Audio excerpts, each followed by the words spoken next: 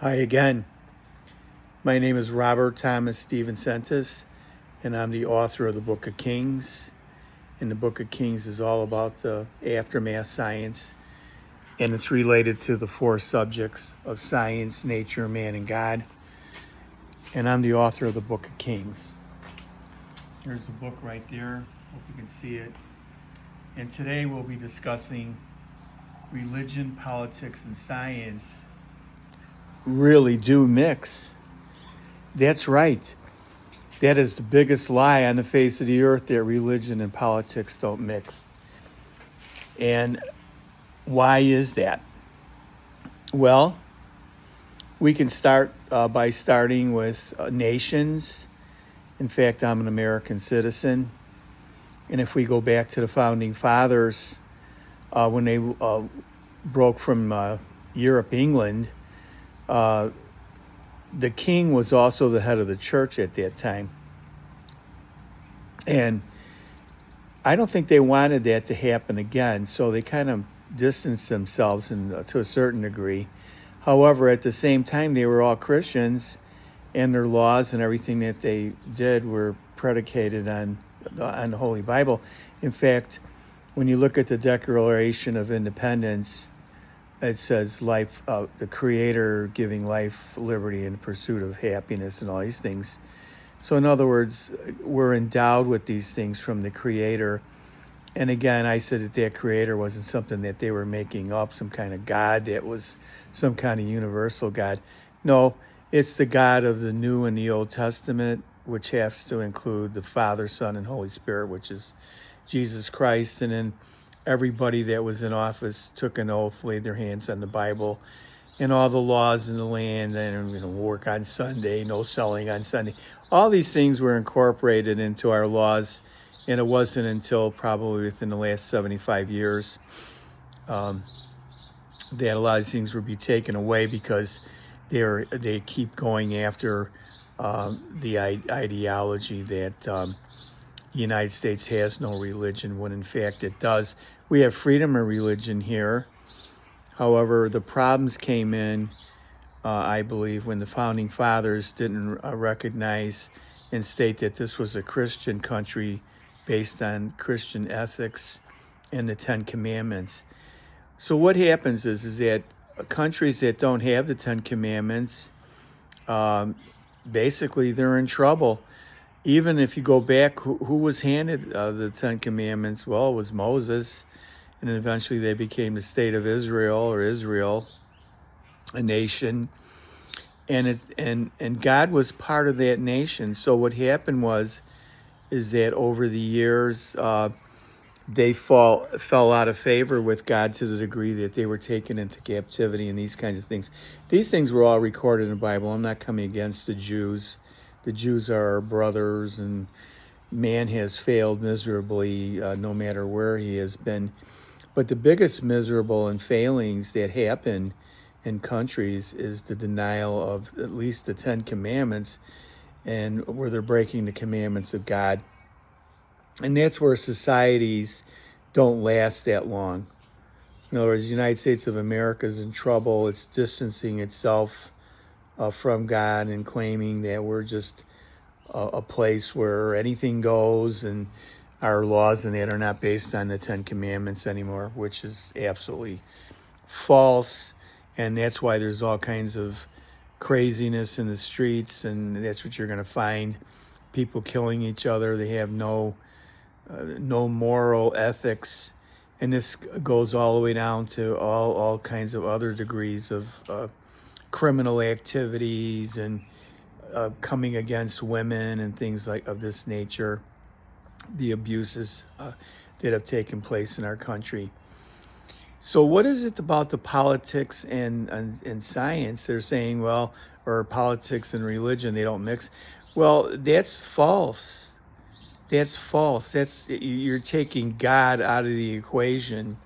And whenever that happens, you end up with false science, false religions, and everything else, because God is part of it. If you look at today, and I said that I'm the historian of historical origins on four subjects, And one of those four is ours, science, nature, man, and God. So if I'm the historical orator of those, then I have to know to the degree of what I'm talking about. And that's where I said that I'm in direct conflict with the teachings of what's happening. In other words, I'm against the things that you're going to find today, even in the schools that are teaching the evolution of man and these kinds of things. These are false. And if you listen to my talks, and you can certainly find them on the YouTube channel. I normally not asking you to subscribe or even buy my book. I mean, that's up to you if you do, or you just listen to the talks. But you'll find the information on many talks that I give that put you into the proper category of your thinking. And the last couple talks I gave was on the cradle of civilization, where man is continually seeking and never finding and changing the scenario of how many years man's been here, where he came from, and how he got here, and all these kinds of things, which is really ridiculous, because man was created by God out of the dust, and the woman was taken out of man, and then from then, through procreation, we have the world. However, their cradle of civilization was blocked and barred. In other words, they left. They got kicked out of the Garden of Eden, and then after the destruction of the flood, then we can't find anything anymore. In other words, the whole idea, it started in Africa, or it started over here, or man came out of the water. This is ridiculous scenarios. And then after the flood, again, it started on a mountaintop where man and the 8 souls in the ark rested, and they repopulated the world with the animals. And then it happened a third time where there's a unique cradle of civilization. That's where God enters into mankind via the woman, the Virgin Mary. And these are things that are so contradictory to what our sciences are, and yet there's a causal connection between each of those subjects. So you can't divorce any politics, science, and whatever, religion. They're all interconnected in some way or another, because it's a denial of God when it comes right down to it, that you're denying God's creation. And I've been over this on many of my talks. We talked about comets coming here, that science is espousing that they brought life here. And yet, if you took the same life that they're saying was brought here and brought it back out in the outer space, it couldn't live. So the whole thing is a ridiculous scenario that you're going to find life on other planets. When I said emphatically that God spent the majority of his times in his 6th day of creation, resting on his 7th, the majority of his time was spent here creating the things of earth, showing that the things on earth are greater than basically what you're going to find out in the universe. Even though we see the vast expansion of it, there's nowhere in the entire heavens that is like the earth. We'll say, well, how do you know? Were you there? No. How do you know? They've been trying to find stuff for years and years of life on other planets. They haven't been able to do it, even in our own solar system. And yet man can't really exist out in outer space for very long. There's too much radiation. There's so many things that are so contradictory to life here on Earth. This is our mother planet. Whatever you take to live out there, you're taken from here anyway. So you're really living on Earth in a vehicle that you made from the things on Earth. You didn't make it from stuff out in outer space. So all these things have a ridiculous scenario attached to them, like continental drift, black holes. And you're bombarded with this stuff, like dilation of time through black holes. Like gravity is going to have an attempt to change time when there are two different factors. Time is not connected to gravity in any way. It's not. In other words, the light from the planets that strike the earth and the earth turning and all these things tell the times and the seasons that you get from the planetary movements and stuff, which are constants.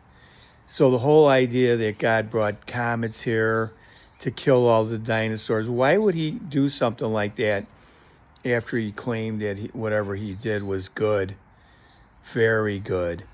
So the whole idea that God doesn't take care of the planet, protect it, so that we have scientists now that want to deflect. How do you know you're going to touch something out there that's not going to cause a greater problem or come back to hit you in the face?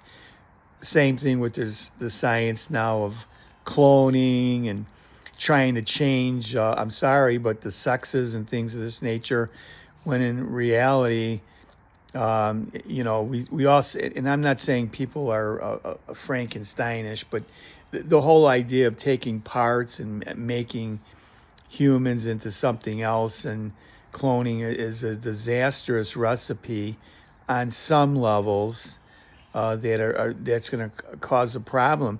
What if you made something and it got into the human species that carried on through some genetics or something where you shorten the life? I mean, these things have made known. I mean, man made the horse and the mule, and there's no offspring from them.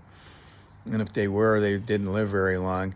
So what I'm saying is that you start messing around with the mechanics of and trying to improve on the economy of what God had created originally, you're going to have all kinds of problems. You want to argue about it, you're going to lose the argument. You have no basis for what you're saying, even though you have the technologies and you have the greatest understandings on many levels. You've brought the United States and the rest of the world into a dead end in its educational prowess of what they can really know by excluding God out of the factor and not including it. So in other words, countries and all these kinds of things, if they want to live in peace and that, they're going to have to obey the commandments of God. And I've been through this already. The greatest lawyers, you think they're so smart? If you ask them the questions, which is greater, the written law, like the Ten Commandments, or the physical laws? If you choose the physical laws, you're wrong, because the physical laws come apart at the seams when sin is committed. That's why the heavens don't hold their glory, and they start falling apart at the seams, and that's how the world ends up coming to an end. So in other words, the greatest is the written law, and the written law is, God proclaims in his own word, is greater than the stuff that the universe made out of. It says, heaven and earth will pass away, but my words will not. So when it comes down to religion, which is the last part, there cannot be multiple religions that stand before God. If everyone was to die and you go to heaven, you're going to run into the Trinity, the Father, the Son, and the Holy Spirit. There is no other. You're not going to have your own God in heaven or anything else. It's going to be the one God that God proclaimed in Judaism, and eventually came down through and was finished through the ages when God became man. So that's the factor. That's the truth. There is no getting away from that. And what is the religion? Well, when Jesus left, he left the Pope, Peter. People can deny all they want, but if you start reading the Bible and understanding that he was given the keys. So the Pope and the encyclicals that he writes on faith and morals and all these kinds of things are perfect, and it's the sacramental life. So there is a causal connection between religion, the politics of how you run your nation, and the sciences. When you're trying to confuse and make those three difficult to combine, you're going to run into a real big problem. And I don't care who you are. You'll say, well, who are you? Well, again, I said there's nobody like me on the face of the earth, and that's true, because I'm a contradiction to what people believe in. And the common man, I don't think like the common man. I believe that when you look at nature and God holds us accountable, really, you think about, there are no atheists in the world. God says uh, you'll be without excuse before Him for not recognizing Him, at least in nature, and that is true. But nature is brought down to things that are built into it. It has its own innate things that are built within into it. So that means that they reproduce the same things over and over and over. That's the true science. All this other science that you're learning in schools, people with doctorates and all kinds of education, they're leading you down the primrose path in the wrong direction. So those are my thoughts. These are the things that you'll find in the book. The book is worthy to have something to give you an additional knowledge of how this world really works together, and that's an important issue. So with that, I wish to thank you again, that I can show you how everything works together. Religion, politics, and science really do mix. Thanks for listening, and I hope to talk to you again.